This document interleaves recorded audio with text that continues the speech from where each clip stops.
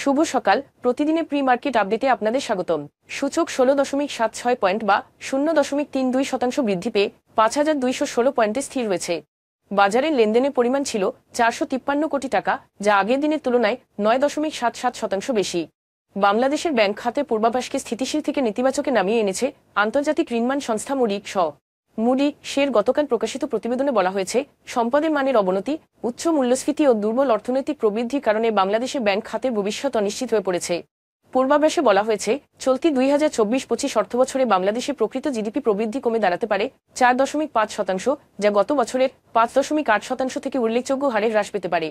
Lafarge Bangladesh 2024 সালের জন্য 38% নগদ লভ্যাংশ ঘোষণা করেছে, যার মোট পরিমাণ 441 কোটি টাকা, যদিও নিট মুনাফা 36% হ্রাস পেয়েছে।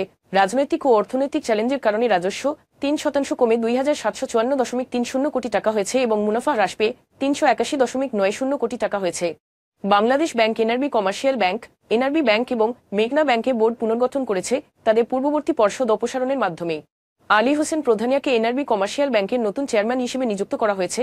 অন্যদিকে কেন্দ্রীয় ব্যাংক এখনও এনআরবি ব্যাংক এবং মেঘনা ব্যাংকের জন্য নতুন চেয়ারপারসনের নাম ঘোষণা করেনি। বাংলাদেশের 10টি জীবন বীমা কোম্পানি স্থায়ী সিইও ছাড়াই কাজ করছে। অন্যদিকে আইডিআরে জনবল সংকটের সম্মুখীন হয়ে পড়েছে, যার নেতিবাচক প্রভাব পড়ছে গোটা বীমা খাতেই। একটি সেমিনারে বিশেষজ্ঞরা সময়মত দাবি নিষ্পত্তি নিশ্চিত করতে এবং দুর্দশাগ্রস্ত সংস্থাগুলিকে জবাবদিহি করতে কঠোর নিয়মকানুন প্রণয়নের আহ্বান জানিয়েছেন। এখন এ পর্যন্তই। বিকেলে আবারও আসছে ডেইলি মার্কেট আপডেট নিয়ে। সে পর্যন্ত আমাদের সঙ্গেই থাকুন। ধন্যবাদ।